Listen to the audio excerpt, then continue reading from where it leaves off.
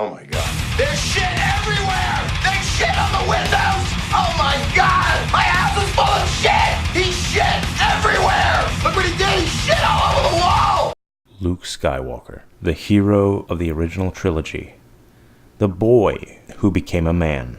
The boy who turned the most vile villain of the galaxy back to good through the power of love, nostalgia, and most importantly, sentiment. That boy who became a man also became the convict to be hung in the place of sentiment through the movie called The Last Jedi. He was put there to sacrifice sentiment for the sake of shock, for the sake of subversion, and only for the sole purpose because we expected Jedi Master Luke Skywalker to be more, and we expected more from our childhood hero, and Lucasfilm knew we wanted more. This was the biggest cock tease in cinematic history. This was Lucasfilm basically stroking our cocks for 2.5 hours, then going, "Oh, I gotta go inside. I'm done." This was bullshit. Anyone who thinks that Star Wars fans were pissed because there were too many minorities or too many women in The Last Jedi, and that's why we don't like the movie, you're full of shit. We hate this movie because of what you did to Luke Skywalker.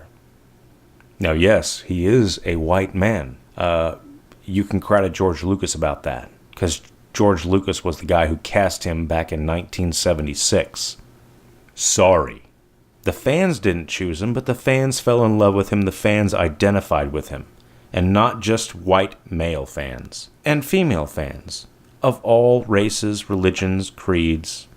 Of all of it. This was Luke Skywalker. You destroyed Luke Skywalker. How does a man who turns his father back from the depths, the Marianas Trench of the dark side, how does that man who turns that kind of evil back to good look at his nephew who's just flirting with the dark side and sends him hurtling down into its depths? Now maybe that's a twist. Even Rey in The Last Jedi brings it up to Luke, that it was a Jedi who saved Darth Vader after Luke mentioned that, the Jedi allowed Darth Sidious to rise, create the Empire, and overthrow the Jedi. And it was a Jedi who was responsible for the training and creation of Darth Vader. And she chimes in, and a Jedi who saved him. Even Rey is trying to throw Luke's bullshit back at him. Like Rey is the audience. I've noticed that. Rey is the audience going, grow the fuck up. Look what you did. Why the fuck does is that her whole arc? Is to be the voice of the fans?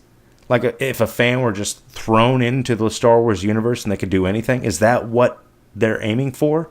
She's a Mary Sue because she's the basic Star Wars fan if they were thrown into the Star Wars universe with unlimited power. I think that's the lazy way to do it, but I think that's kind of how they're doing it. That's their way of getting new Star Wars fans to watch it. That anyone can be a Jedi. As I go back to say, not anyone can be a Jedi. Yeah, you can look at Luke Skywalker in A New Hope and go, yeah, he wasn't anything like a Jedi. And you're right, he wasn't. It took a lot of work. It took a lot of training. It took a lot of ego bruising. It took a lot of getting his ass handed to him by Darth Vader. But at the end of that trilogy, he was a Jedi Knight. And that was fulfilling. He completed his quest to become a Jedi Knight. Rey was basically a Jedi Knight at the end of the first movie. So, this isn't against Daisy Ridley or her character Rey. This is against what Rian Johnson and Lucasfilm have pushed Luke Skywalker to become. Luke Skywalker was our new hope. He was the embodiment of the return of the Jedi back to the galaxy far, far away, redeeming his father by becoming a Jedi and carrying on the Skywalker name as a Jedi, becoming what his father couldn't be, becoming what his father was meant to be. And by facing down death, Luke looked the Emperor in the eye and said, "Never. I will never turn to the dark side. I will never become what my father has become. I will remember my father as a Jedi Knight, and that's what I will carry on. I will finish what he started, but I will finish it as a Jedi, And you turned Luke Skywalker into a guy who wants the Jedi to die. And then, I mean, you gotta be fucking kidding me. Luke fucking Skywalker. If someone asked me to write the story of Luke Skywalker, I wouldn't know where to begin. It would be too large. It would be too fantastical. It would be too great. Because in my mind, and maybe this is my problem, Luke Skywalker becomes the most powerful Jedi ever. Because he is not only trained in life by Yoda and Obi-Wan Kenobi, but he's trained by them after their death, where they can teach him the mysteries of the Force from beyond the grave. How does that not make him the most powerful Jedi ever? You have to remember, Obi-Wan looked Vader in the face and said, if you strike me down, I will become more powerful than you can possibly imagine. Now imagine Obi-Wan after death and Yoda after death still continuing to teach Luke lessons of the Force. This whole thing with Kylo Ren should have never happened. Kylo Ren should have been in awe of Luke Skywalker from his knowledge and his wisdom and what he knows and his power of the Force. Snoke would have been like a candy bar compared to a prime rib. But here we sit, 7 months post-mortem of The Last Jedi, wondering where they're going from here. We have no idea where they're going from here. We want to believe that Episode 9 is going to be good, but unless Lucasfilm just comes right out and says, Kathleen Kennedy is gone, this new person is in charge, they're going to be overseeing Episode 9. It's not going to happen that way. Episode 9 was already in pre-production when Kathleen Kennedy was in power. So whatever the fuck Episode 9 is, it's going to have her fingerprints all over it, and you better fucking believe that. Episode 9 will have Kathleen Kennedy's fingerprints and her stench all over it. They're going to do that because they want to save face. I'm sure she's already out, but they have to give it, because if they were to fire her outwardly and just announce that they fired her, oh, you'd have a army of social justice warriors on Twitter throwing a fucking fit that Disney fired a woman because she's a woman. That's not why she was fired. She was fired because she was pushing an agenda in something that it didn't need to be pushed in. Imagine some radical idealist tried pushing some ideal of conservatism to a social justice warrior. They would be completely fucking offended by it. They would hate it. Basically, Kathleen Kennedy's and Rian Johnson's The Last Jedi is to Star Wars fans what a Donald Trump presidency is to a progressive. That's basically what it is. And I think that's why they made it. Because they think a lot of Star Wars fans are Donald Trump supporters, which isn't true at all. But they wanted the Star Wars fans to feel the pain that they felt because Hillary wasn't elected.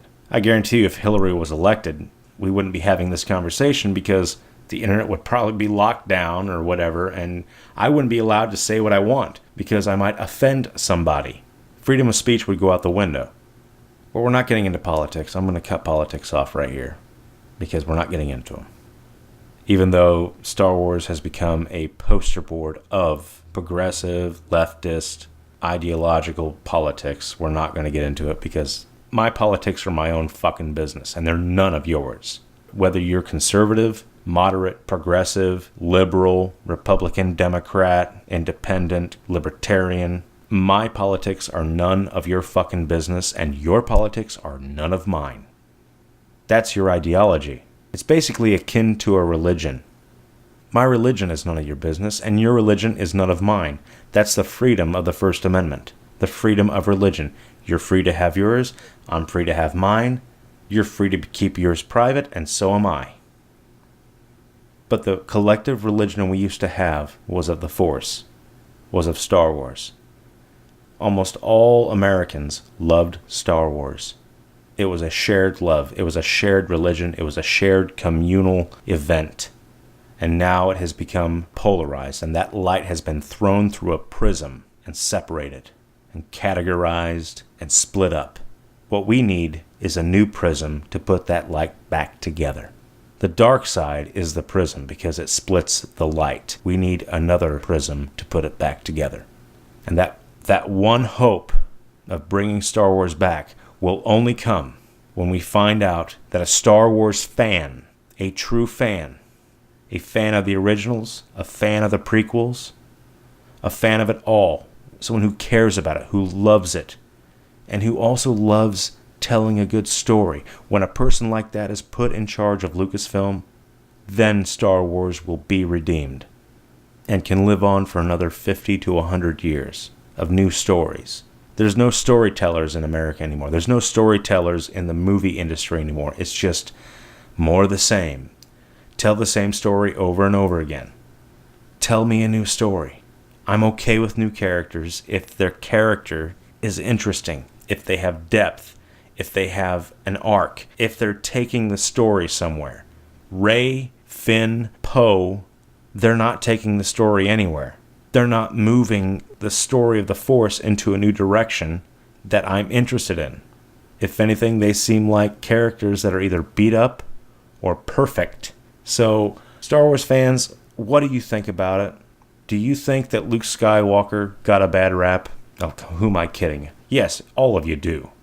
Any fan of Luke Skywalker was not a fan of what they saw in this movie. And I can't believe I still have to talk about The Last Jedi 7 months almost to the day after it came out, and how still pissed I am at it. I still skim over the movie because I bought it on YouTube, and I still watch it. Mainly, I think, as a form of like self-punishment. I'm a glutton for punishment. I watch it just to get pissed off. There are a few moments in that movie where I see Luke Skywalker and he does something, and I'm like, yes, there you are, man. There you are. Like when he walks out onto the cliff in the moonlight, puts his hands on the meditating rock and closes his eyes and reconnects with the Force, and the reflection pool behind him just starts humming in some kind of auditory resonance. That was good. I liked that. That was a very good display of Luke's power and how it affects everything around him. But you could have taken it to the next level. Come on. You could have really showed his power, but no, he was just, that was it. Rian Johnson, I have no respect for this fuck at all, and if he does get a trilogy, I'm done with Lucasfilm. I don't think he has a trilogy as much as he's on Twitter. If he's in pre-production for a trilogy, trying to make 3 movies and write them, why is he spending so much time on Twitter arguing with fans?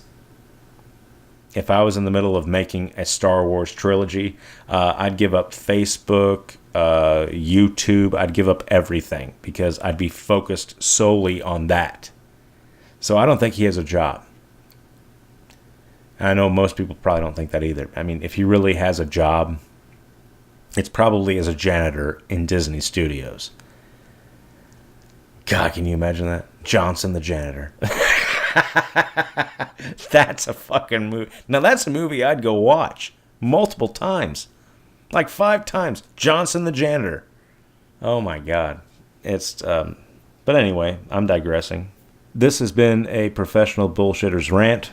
I have had a little bit to drink and been thinking a lot about Luke Skywalker and what he meant and what he was. Obi-Wan Kenobi was a cinematic Jedi Master. Yoda was a cinematic Jedi Master. Luke Skywalker didn't get that. Luke Skywalker wasn't the wise one. He wasn't the powerful one. He wasn't the one that the student looked up to. The student was smarter, better, greater than the master. That's what I had a problem with. Anyway, the AC kicked on, so I'm going to cut this off. So there it is. Anyway, have a good night, and see you on the flip side.